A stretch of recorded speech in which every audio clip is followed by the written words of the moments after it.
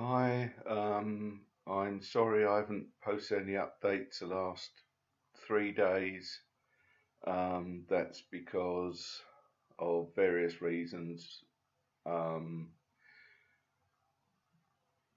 mainly lack of time. But the first day, Tuesday's update didn't happen because I had a whacking great migraine, um, which meant I was wearing sunglasses indoors to try and cut down the light, and I couldn't look at anything, even with the screen turned right down. Um, Trying to look at the screen was very difficult for me. Not impossible, but very difficult for me.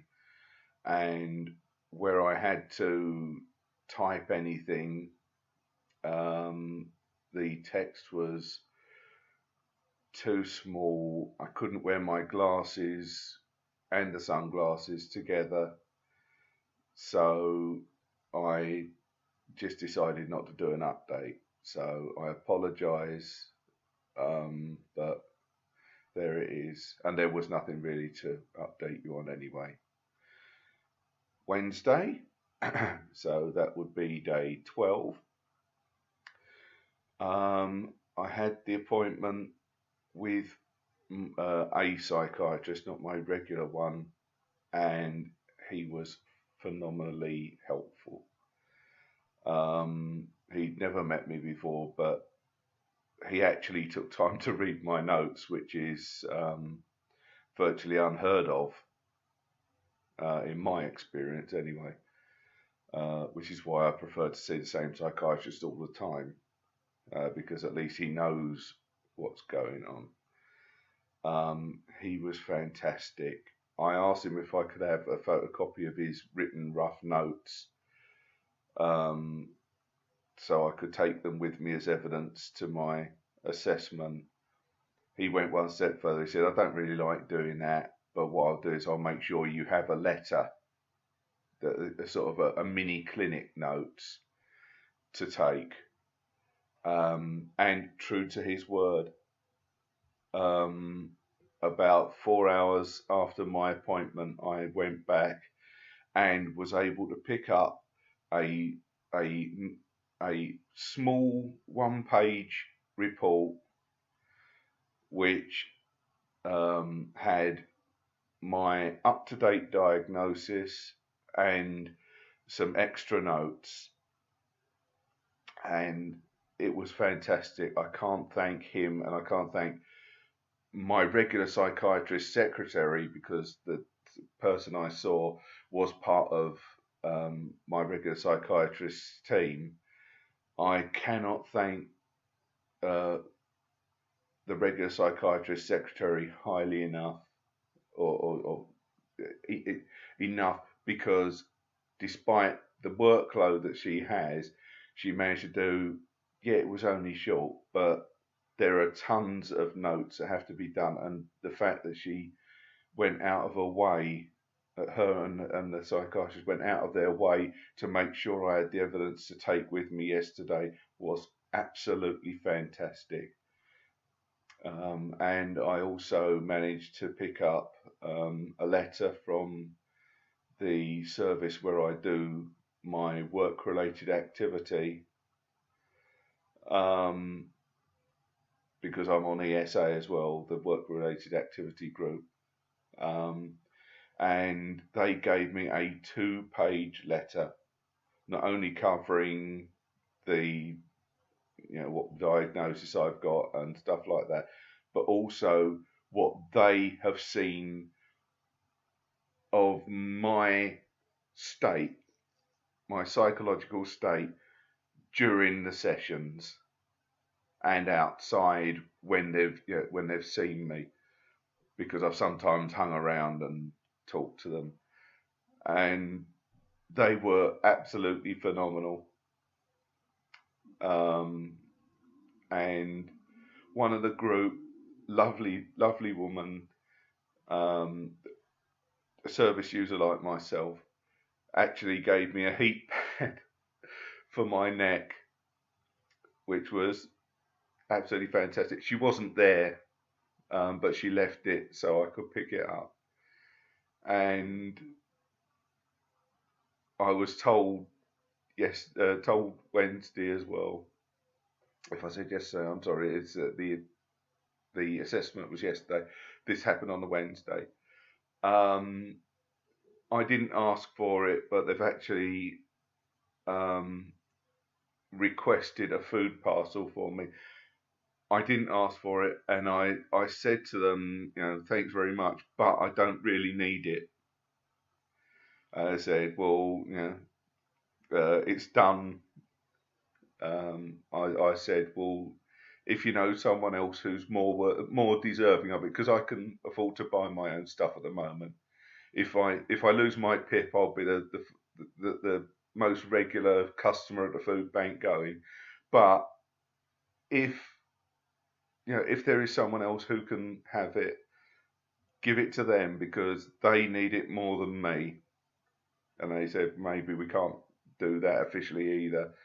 So if I do get a food parcel, I'm going to try and find someone more deserving of it than me and pass it on to them. Because I know you can only go to a food bank a certain amount of times, and those times may run out. So I may have my own little supplementary food bank that if people want something, they can be referred to me by the service that got this food parcel for me, so I can pass on a few bits to someone else who's more deserving and more needy than I am regarding the food situation. If there's anything that's out that will go out of date, I'll have to use, but the stuff that doesn't go out of date, I will pass on. Right, day 13. I had my assessment yesterday. God, it was one of the most stressful things I have ever had to go through. As it was, my appointment was for 10:45. It was at least 45 minutes after that, at least. It was probably a bit longer before I was actually called in. My ex-wife was with me for moral and emotional support to make it easier for me to get to the appointment. She came in and she was taking notes all the way through, and she asked the one question I wanted answered: what are your qualifications for doing this? And as I thought I would get, if you remember, I tried to in one of my previous videos, I said I wanted to try and get someone who had mental health experience or qualifications. I ended up with a paramedic. So I don't know. She was nice, and she said, I am here to tell your story to the DWP. But then they would be nice. She said, do you know why you're here? I said, yes, the DWP wants to cut their budget. Probably not the best thing to have said, but it's the truth. Let's face it. I didn't go one step further and say, and you get a kickback for everyone you do kick off a benefit, so I'm not expecting any favours from you guys.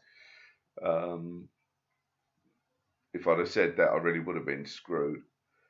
But that's how I felt. But amazingly, I was able to bite down on my tongue because disparaging remark against the DWP is probably counted against me. Doing it to the person sitting in front of me, who may be a nice person who really does want to help me, but the amount of people who have, because of these videos, said no, actually, a lot of them are complete soulless people. And let's face it, Atos is a business. A business is in it to make money. If they can make more money by denying people benefits, or making the report say that they can deny someone a benefit, they get more money. Which is why private companies should not be involved in this process. But anyway, the session, I was going to take a stopwatch with me, but it was well over an hour. And there were a couple of times when I was saying, you are really concentrating on my arthritic knee more than what the claim is genuinely about, which is about my mental health problem.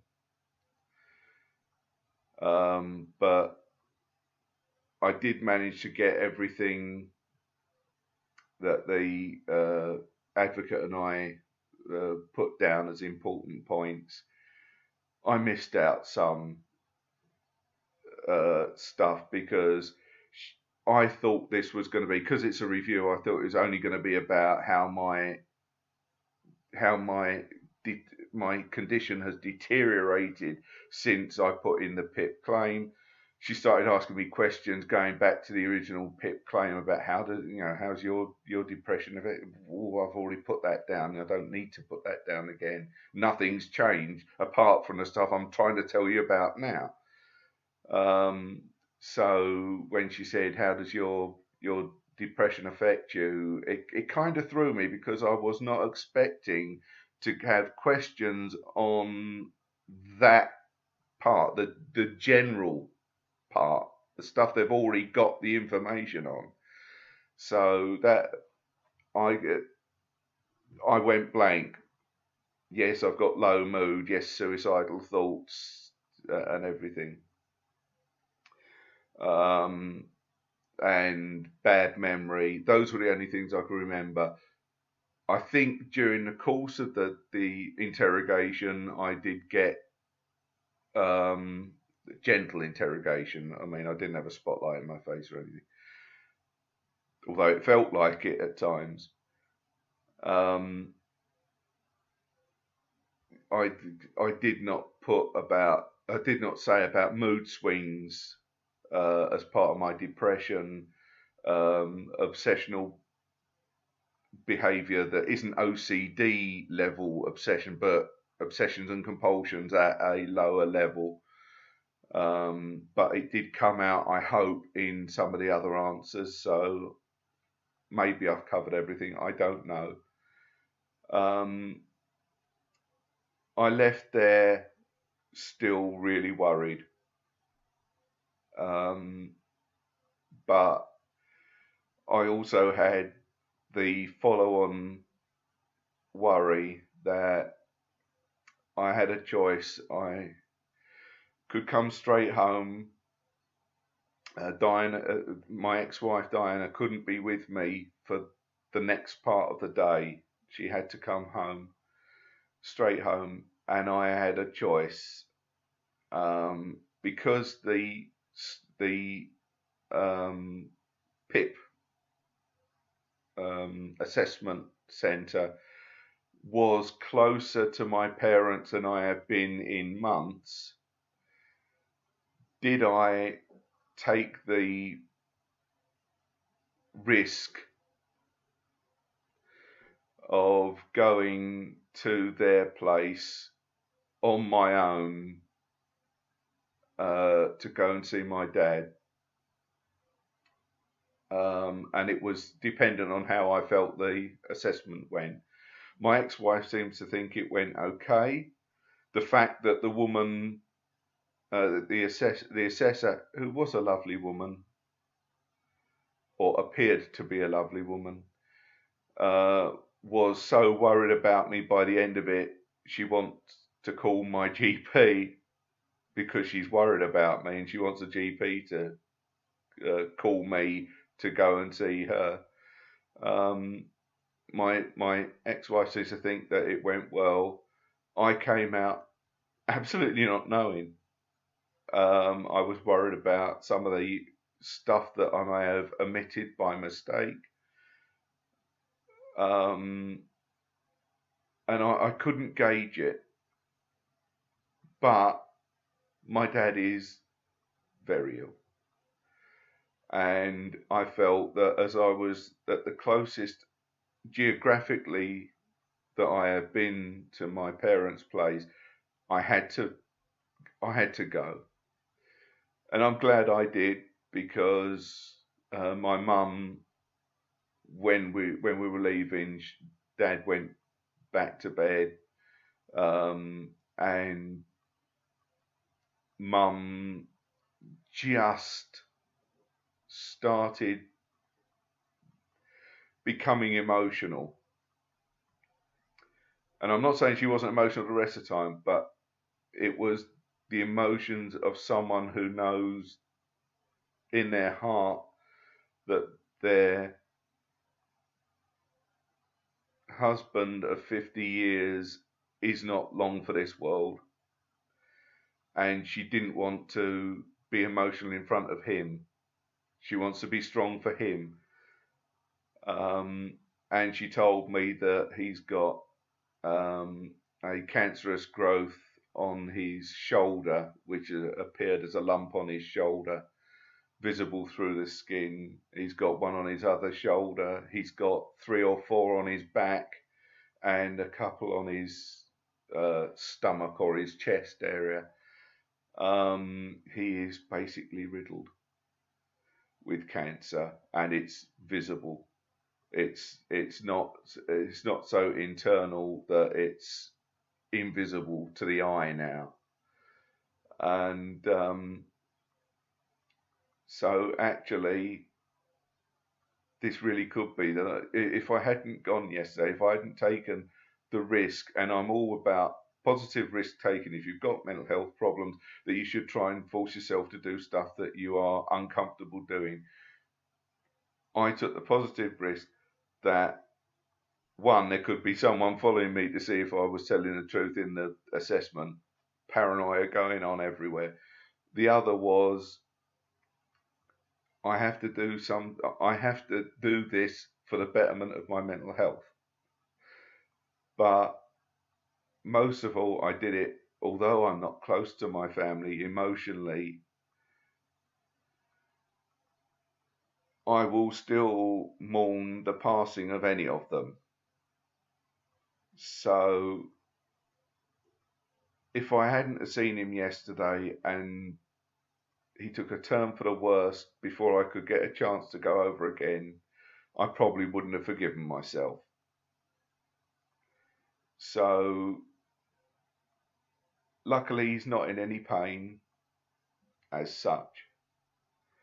And he is generally someone who tries to keep a happy face on.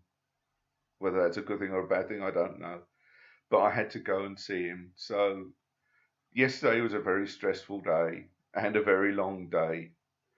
So much so that I fell asleep waiting to between 10 and 10:45, I think, question time starts. I fell asleep and I woke up at 4:30 on the sofa, having missed everything, complete blackout between 10 and 10:45. From between that time until 4:30. I then went to bed and I woke up. I mean, it's almost 1:10 now. I've only been up about 40 minutes because I just completely blacked out. I've been so stressed that the hibernation cycle has completely hit me now. But at least now I can let it fully develop, spend as much time as I need to asleep, to try and stop the complete worry taking me over. I'm at the moment, I am now in the sort of the eye of the storm. There is a calm built of the stress and everything up to the assessment. Now that's passed, I will now have the building worry of what is going to be the decision. Today, day 14, is probably going to be the least stressful day because I've done everything I possibly can to justify keeping my PIP. I'm now at the mercy of the DWP, and they are now going to be having sent by the assessor the extra stuff that I have had collected over the last 2 weeks, so they can base their decision on the stuff that I've already sent them plus the stuff that I collected and is going to be sent to them, that I gave to the assessor yesterday. I only hope it's enough, because my life is not going to be a very good one if they take it away. And again, I keep saying, I'm one of the better off people. I am considered a higher functioning patient, which means I can, within a strict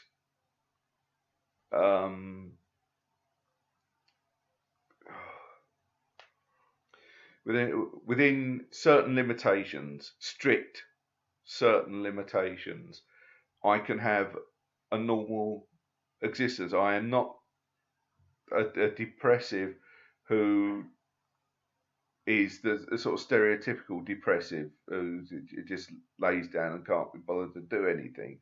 I do have times like that, but I am generally higher functioning and I can go out and do stuff. And I do that because of my positive risk taking. I do stuff that makes me uncomfortable.